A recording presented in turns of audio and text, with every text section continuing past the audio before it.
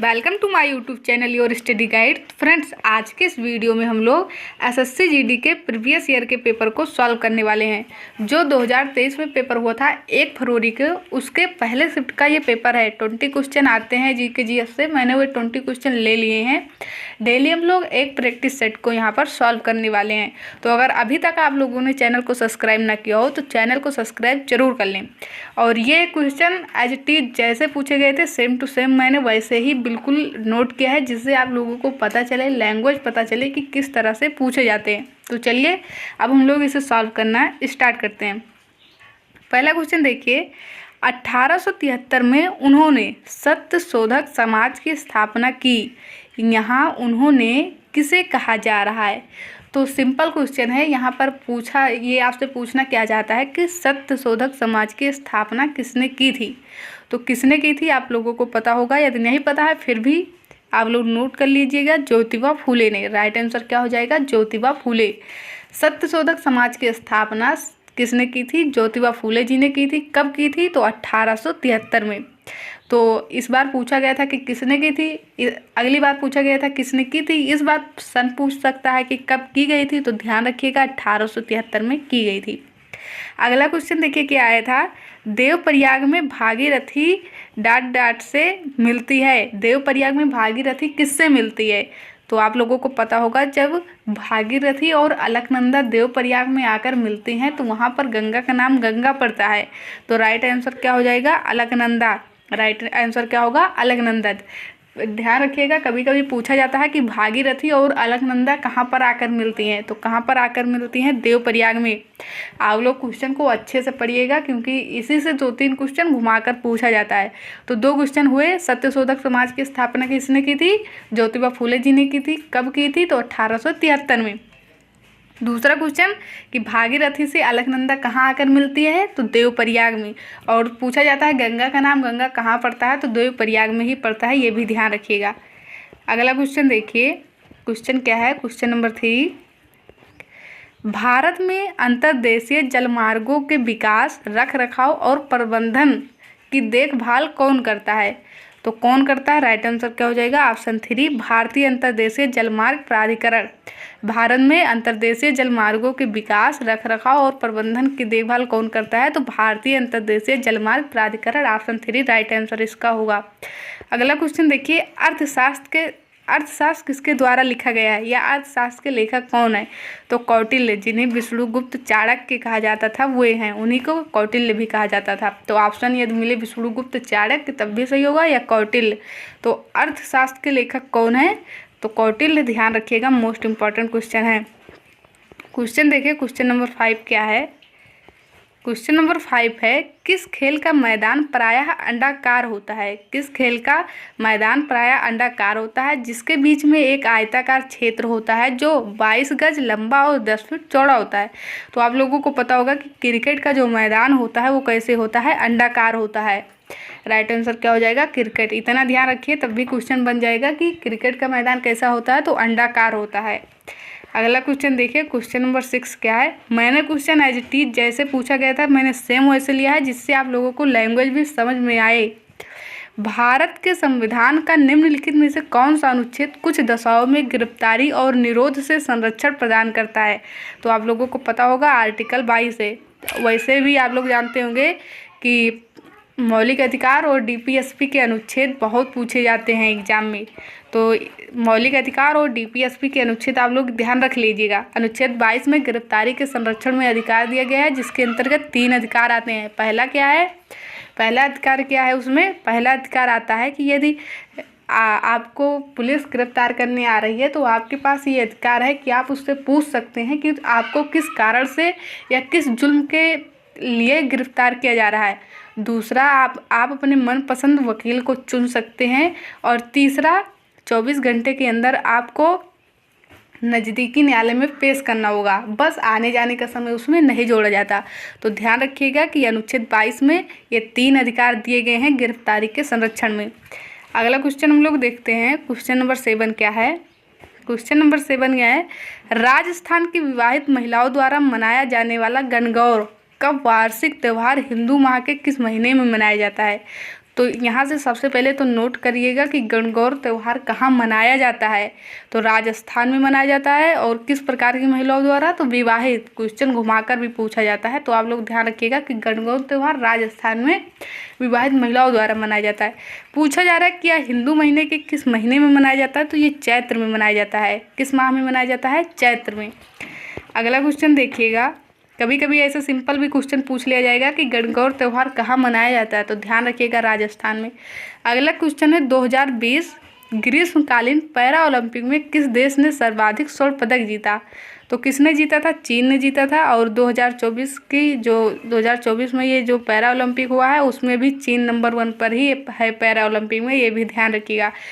ये करंट का क्वेश्चन रहा होगा उस समय। इस समय अब की बार पूछा जा सकता है कि 2024 में ग्रीष्मकालीन पैरा ओलंपिक में सर्वाधिक स्वर्ण पदक किसने जीते हैं, तो ध्यान रखिएगा चीन ने जीते हैं। अगला क्वेश्चन देखिए, क्वेश्चन नंबर 9 क्या है, निम्नलिखित में से कौन सा अप्रत्यक्ष कर का उदाहरण है। तो आप लोगों को पता होगा कि जो जीएसटी है ये एक अप्रत्यक्ष इनडायरेक्ट टैक्स है। तो राइट आंसर क्या हो जाएगा हम लोगों का, जीएसटी। यहाँ पर ऑप्शन दिए हैं, फिल्मों के लिए निगम कर, उपहार कर या संपत्ति कर। तो ये सब प्रत्यक्ष, ये सब अप्रत्यक्ष नहीं प्रत्यक्ष कर है। लेकिन जो जीएसटी है ये एक इनडायरेक्ट यानी कि अप्रत्यक्ष कर है। ऐसे सिंपल क्वेश्चन पूछे जाते हैं। आप लोग प्रीवियस ईयर के क्वेश्चन को यदि सॉल्व कर लेंगे तो आप लोगों को एक अंदाज़ा हो जाएगा कि क्वेश्चन किस प्रकार से पूछा जाता है। और इसी में से बहुत सारे क्वेश्चन मिल भी जाएंगे आप लोगों को। क्वेश्चन 10 है, व्यक्तिगत प्रयोज्य आय वह धन है जो घरेलू उपभोग और आयकर के लेखांकन के बाद खर्च के लिए उपलब्ध होता है। तो ध्यान रखिएगा, जो व्यक्तिगत प्रयोज्य आय है वह धन जो घरेलू उपभोग, यानी कि सिंपल पूछा जा रहा है कि व्यक्तिगत प्रयोज्य क्या होता है, व्यक्तिगत प्रयोज्य आय क्या होता है। तो सिंपल आप लोगों को ध्यान रखना है कि यह घरेलू उपभोग और बचत, या घरेलू उपभोग और बचत और आयकर के लेखांकन के बाद खर्च के लिए उपलब्ध होता है। तो राइट आंसर हम लोगों का क्या हो जाएगा, बचत। और इकोनॉमिक्स के क्वेश्चन आप लोगों को पता ही है, ऐसे ही आते हैं। तो व्यक्तिगत प्रयोज्य आय वह धन है जो घरेलू उपभोग, बचत और आयकर के लेखांकन के बाद खर्च के लिए उपलब्ध होता है। अगला क्वेश्चन देखिए, क्वेश्चन क्या है, यदि 4 मजदूरों की ज़रूरत है और 7 काम कर रहे हैं तो 3 अतिरिक्त मजदूर किस प्रकार की बेरोजगारी के अंतर्गत आते हैं। तो आप लोग एक सिंपल से समझिए, ये कहीं पर 3 व्यक्ति की ज़रूरत हो और वहाँ पर 5 व्यक्ति काम कर रहे हों, तो जो 2 अतिरिक्त होते हैं उन्हें क्या कहा जाता है, उन्हें प्रच्छन्न बेरोजगारी कहा जाता है। राइट आंसर क्या हो जाएगा, 2। तो हमेशा ध्यान रखिएगा, ये संख्या पर मत जाइएगा, यानी कि ऐसे भी कहीं भी कोई भी संख्या दी जा सकती है। बस इतना ध्यान रखिए, जितने व्यक्ति की ज़रूरत हो, यदि उससे ज़्यादा काम कर रहे हो व्यक्ति, तो जितने व्यक्ति ज़्यादा रहते हैं उन्हें प्रच्छन्न बेरोजगार कहा जाता है। तो राइट आंसर प्रच्छन्न बेरोजगारी हो जाएगा, ध्यान रखिएगा। यानी कि जितने की ज़रूरत हो उससे ज़्यादा यदि व्यक्ति काम कर रहे हैं, और जितने व्यक्ति ज़्यादा काम कर रहे हों यदि पूछा जाए उसे किस प्रकार की बेरोजगारी कहा जाता है, तो प्रच्छन्न बेरोजगारी, ध्यान रखिएगा। अगला क्वेश्चन देखिए, चूना पत्थर, खड़िया एवं संगमरमर डाट के विभिन्न रूप हैं। तो कैल्शियम कार्बोनेट के, किसके कैल्शियम कार्बोनेट। और ध्यान रखिएगा, इस बार एमटीएस में क्या सूत्र पूछा गया था कि सोडियम बाइकार्बोनेट का सूत्र क्या होता है। तो सोडियम बाइकार्बोनेट का सूत्र क्या होता है, NaHCO3। क्या होता है, NaHCO3। इस बार एमटीएस में पूछा गया था सोडियम बाइकार्बोनेट का सूत्र क्या होता है, रासायनिक सूत्र। यहाँ पर कैल्शियम कार्बोनेट के चूना पत्थर, खड़िया एवं संगमरमर इसी के विभिन्न रूप है, इसका भी सूत्र पूछा जा सकता है, रासायनिक सूत्र। तो क्या होगा, Na2CO3। क्या होगा, Na2CO3। ध्यान रखिएगा, ये कैल्शियम कार्बोनेट है। क्या है, ये सोडियम कार्बोनेट है। कैल्शियम कार्बोनेट का सूत्र क्या होगा, Ca2CO3। ये होगा, वो सोडियम कार्बोनेट था। अगला क्वेश्चन देखिए, क्वेश्चन नंबर 13 क्या है, देखिए, सीवी चंद्रशेखर को डाट में उनके योगदान के लिए पद्म विभूषण से सम्मानित किया गया था। तो जो भरतनाट्यम जो क्लासिकल डांस है, इसके लिए इन्हें सम्मानित किया गया था पद्म विभूषण से। राइट आंसर क्या हो जाएगा, भरतनाट्यम। और भरतनाट्यम कहाँ का क्लासिकल डांस है पूछा जाता है, तो तमिलनाडु का, ध्यान रखिएगा। तो सीवी चंद्रशेखर को भरतनाट्यम में उनके योगदान के लिए पद्म विभूषण से सम्मानित किया गया था। अगला क्वेश्चन देखिए, और sodium carbonate, sodium bicarbonate, calcium carbonate, इन सबके रासायनिक सूत्र आप लोग ध्यान रखिएगा। सिंपल क्वेश्चन साइंस से पूछा जाता है। क्वेश्चन नंबर 14 क्या है देखिए, क्षारक लाल लिटमस पत्र को क्या कर देता है? तो क्षार जो होता है लाल लिटमस पत्र को नीला कर देता है। क्षार लाल लिटमस पत्र को क्या कर देता है? नीला। लेकिन यहीं पर पूछ लिया जाए कि अम्ल, पूछा जाता है अम्ल नीले लिटमस को क्या कर देता है? तो अम्ल नीले लिटमस पत्र को लाल कर देता है। सेम इसका उल्टा होता है, ध्यान रखिएगा। यही दोनों क्वेश्चन पूछे जाते हैं। अम्ल नीले लिटमस पत्र को लाल कर देता है और क्षारक लाल लिटमस पत्र को नीला कर देता है। ये दो क्वेश्चन इससे बनते हैं और बहुत सिंपल क्वेश्चन है, ध्यान रखिएगा आप लोग, बन जाएगा क्वेश्चन। अगला क्वेश्चन क्या है, निम्न में से क्या औद्योगिक विकास की हानि है? तो औद्योगिक विकास की हानि प्रदूषण है, ध्यान रखिएगा। अगला क्वेश्चन है, निम्नलिखित राजनेताओं में से कौन जुलाई 2022 में भारत के राष्ट्रपति बने हैं? तो ये सिंपल क्वेश्चन पूछा गया था, द्रौपदी मुर्मू बनी है। आप लोगों को पता होगा वर्तमान में राष्ट्रपति कौन है? तो द्रौपदी मुर्मू जी। अगला क्वेश्चन देखिए, कैबिनेट और राज्यपाल के बीच संपर्क की एकमात्र कड़ी है? तो सीएम, जो मुख्यमंत्री होते हैं, आप लोगों को पता होगा कि ये कैबिनेट और राज्यपाल के बीच एक संपर्क की एकमात्र कड़ी होते हैं। कौन? सीएम, यानी कि मुख्यमंत्री जी। और सिंपल क्वेश्चन तो अभी पूछा गया था एमटीएस में, आप लोगों को पता होगा कि बिहार के मुख्यमंत्री कौन है। तो ऐसे सिंपल क्वेश्चन बनते हैं। आप लोग सभी राज्यों के मुख्यमंत्री को याद कर लीजिएगा कि कौन है, और राज्यपाल को। क्वेश्चन देखिए 18 नंबर क्वेश्चन क्या है, 30 अप्रैल, ये 18-30 नहीं है, क्वेश्चन नंबर 18 है और यहाँ पर लिखा है 30 अप्रैल। क्वेश्चन है 30 अप्रैल 2022 को चीफ ऑफ आर्मी स्टाफ का पदभार किसने संभाला? तो किसने संभाला है? मनोज पांडे ने। 30 अप्रैल 2022 को चीफ ऑफ आर्मी स्टाफ का पदभार किसने संभाला? तो मनोज पांडे जी ने। इसका राइट आंसर क्या हो जाएगा? मनोज पांडे। और क्वेश्चन नंबर 19 क्या है देखिए, क्वेश्चन नंबर 19 है, नवंबर 2022 तक की स्थिति के अनुसार भारत में केंद्रीय सूचना और प्रसारण और युवा कार्यक्रम और खेल मंत्री कौन है? तो कौन थे उस समय? अनुराग सिंह ठाकुर थे। कौन थे? अनुराग। नवंबर 2022 तक की स्थिति के अनुसार ये था कि खेल मंत्री कौन थे?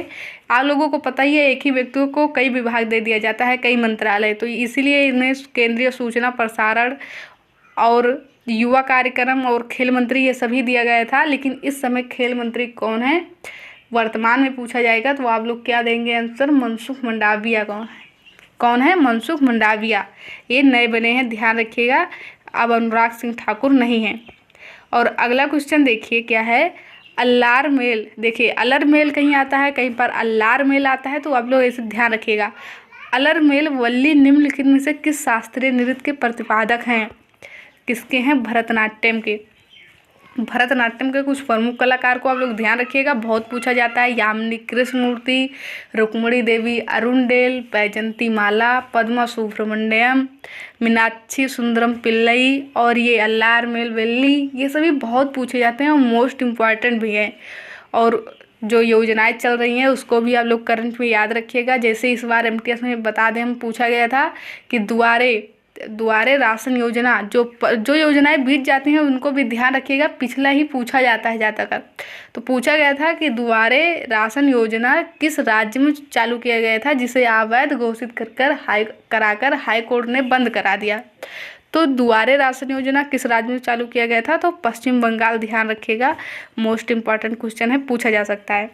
तो वीडियो पसंद आया हो तो वीडियो को लाइक करिए, चैनल को सब्सक्राइब कर लीजिए, जिससे हम डेली एक प्रैक्टिस सेट करवाएं और आप लोगों तक वो ज़रूर पहुँचे। तो वीडियो कैसा लगा कमेंट बॉक्स में ज़रूर बताइएगा। Thank you for watching this video.